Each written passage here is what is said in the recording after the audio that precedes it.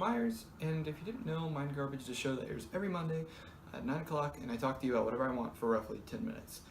PSA, I'm a little bit under the weather today, but this is the last possible day that I can do this video, and I have no other options. I have to do it today. So if I seem low energy, that's probably why, because I'm a very sick boy. Today we're going to be talking about Ghost Recon Wildlands. This game got announced back in 2015 during the Ubisoft's E3 press conference, and this was a game that I wasn't super interested in. I have played all the other Ghost Recons with the exception of the first one, so to the best of my knowledge that's Ghost Recon 2, then Summit Strike, and then you had the Advanced Warfighter series, which I believe that's what it's called, and then you had Future Soldier. I've played all of those, including on like multiple different consoles, which are like different versions. I think on the 360, Advanced Warfighter is like a first-person shooter, which was real strange. Or no, on original Xbox. Excuse me. This, I was a little initially like kind of turned off by the open world. I think open world games are starting to get a little bit much, like you need to start cooling down on them. And the thing with this game that I was actually surprised with is that it works really well. It's not the greatest open world, but the thing that I will say is that it's a very pretty open world. It's very gorgeous, absolutely massive. The beta that I played was just one small section of the map, but it was huge. It was absolutely massive. And what's kind of crazy is like, you know, you're looking at the picture back there, it's a very like big, expansive vista that you're seeing, and kind of like what Nintendo says with Breath of the Wild, where it's like, oh, those mountains you see over there, you can go to them. That's kind of how this is, and surprisingly it works really well. One of the things that I really appreciate about this game is that it still feels like Ghost Recon, but just a little bit more streamlined, I guess would be the way to use it, is that it still feels very tactical. And you know, when The Division came out, that was a game that I wasn't super hot on, and I felt like it was just a Ghost Recon game that halfway through development they just were like, let's change it, which I'm sure isn't the case, but that's just how I felt, using a bit of hyperbole. But this still feels like Ghost Recon, but it's just a little smoother to play. That was something that I really appreciated. The mechanics of just walking around feel really good. It feels like the original Ghost Recon games, but it's just easier to do everything. And the thing that I enjoy about it too is the use of co-op. Now, when Advanced Warfighter and Future Soldier came out, I played those a lot, but I didn't really play them co-op, so I'm actually not sure if they had any co-op in them. I feel like they did. But the thing that I enjoyed about this co-op is that normally whenever someone's not controlling your AI teammates or whatever, they like are just dumb, real dumb boys. But that's not really the case in this, which I was surprised about, because they actually hold their own and they don't run into, you know, trouble and get yourself killed and everything. And that was something that I really appreciate about it so far. The mission variety is very much in line with a Metal Gear Solid 5. And that's kind of what if I like elevator pitch, someone asks, what is this game? 5 words or less or whatever. It's like Metal Gear 5 co-op. Metal Gear 5 co-op. Wow, 5 words, right on the nail. Alright, hit the nail right on that. I'm sorry, I don't feel good.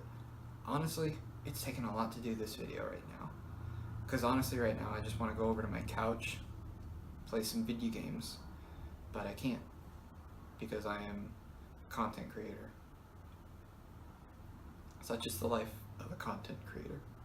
But the game feels like Ghost Recon with these little injections of Metal Gear Solid 5 and Far Cry, and even to an extent something like Assassin's Creed, and that there is so much stuff to just collect, and that kind of falls in line with, say, a Far Cry, in that you're in this big open world and there's different things you can do, like different, like,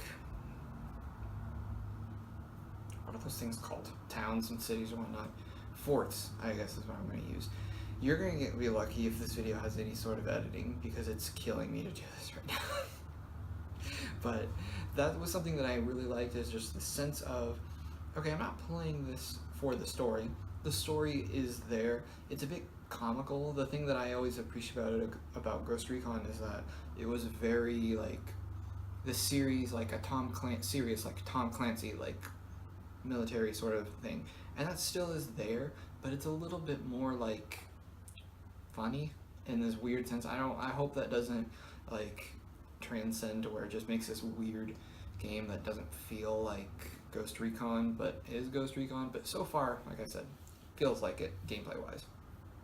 One of the things that I really enjoy is going around in the open world and exploring it, and that you have this thing where it is like Metal Gear Solid 5, where you approach a fort full of enemies, and that's completely up to you how you want to do it. If you want, you can go in guns blazing, and that, you know, turns into a cover-based third-person shooter, and it works really well, which is something that you don't normally see, where like in Metal Gear Solid 5, or sorry, I keep saying Metal Gear Solid 5, hasn't been on my brain a lot lately, but many like third-person cover-based shooters, they tend to just kind of be like, that are, you know, stealth orientated. They tend to kind of be like, this is a stealth game, and the second that you go outside that box, it completely changes and it kind of breaks the game. This doesn't feel that way. When you want to play it like a third-person cover-based shooter, it works really well. But the thing that I love about this game, and that makes me really like want to pick it up day one, is the fact that the stealth is really like, it works really well, but it is in a way that is like, you have to really think about what you're doing. You know, you're Ghost Recon, you're the ghost. You can get in and out of a situation with no one knowing that you are there.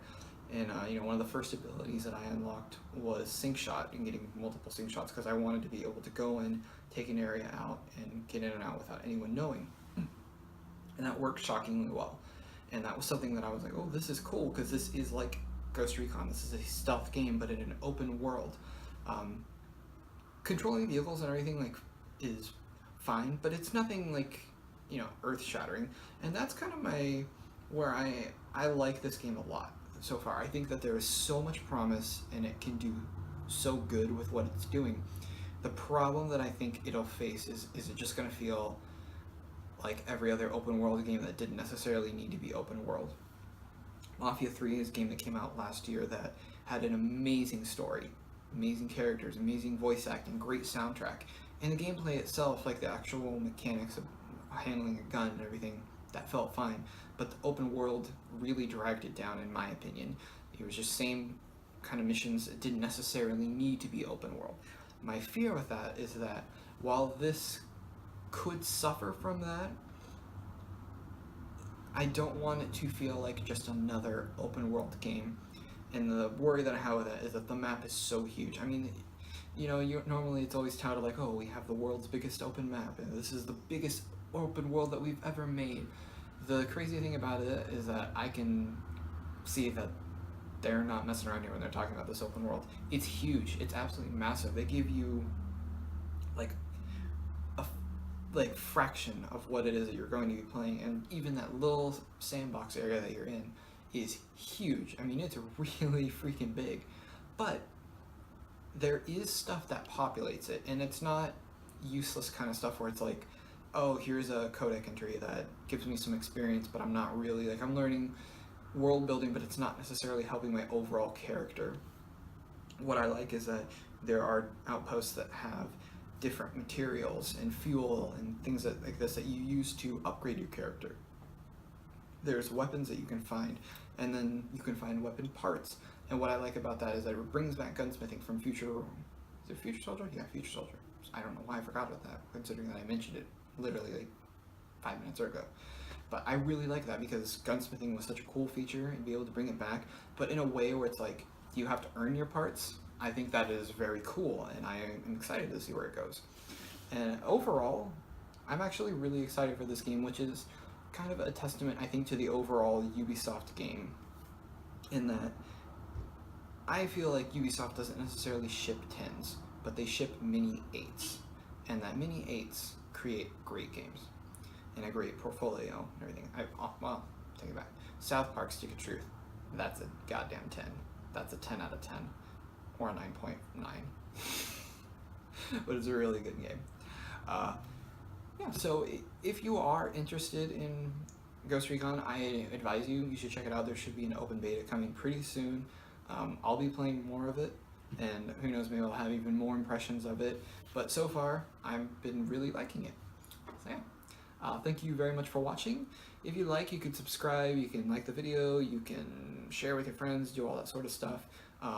One new thing, I'm working on a new show that could either go live as soon as this week or maybe for a while from now. I have some stuff that I need to work out, but it'll be almost the same thing, but a little bit different. It's a bit of a let's play podcast sort of thing, but at 15 minutes at a time, 10 to 15 minutes, because that's what I like to do. As you know, I don't do long form video content. I just don't do that. But if you want, you can follow me on Twitter at EricMyers93. I'd appreciate it. The link is down below. Thank you so much for watching, and I'll see you guys next week.